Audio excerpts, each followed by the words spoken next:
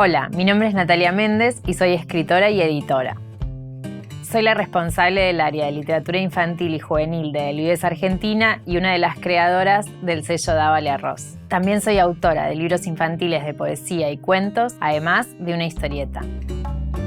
En la escritura creativa el foco está en cómo usar el lenguaje para contar una historia. Se trata de buscar maneras de decir, de jugar con las palabras, de expresarnos y conocernos mejor.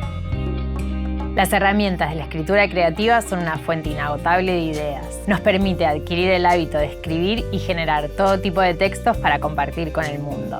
Llevar en serio la creatividad es una forma de ver el mundo y conectarse con él. En este curso de Doméstica exploraremos técnicas y ejercicios de creatividad para escribir como forma de expresión.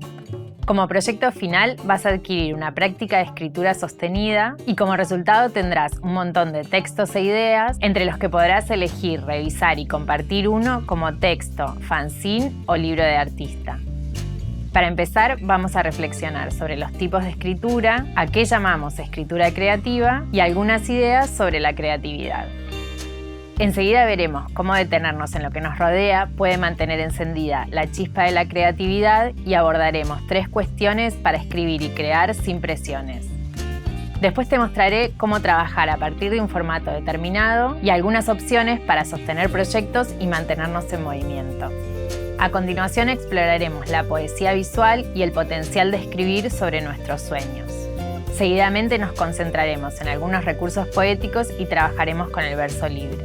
Después haremos más ejercicios de escritura para generar nuevas ideas y veremos cómo seleccionar nuestros textos, corregirlos y publicarlos.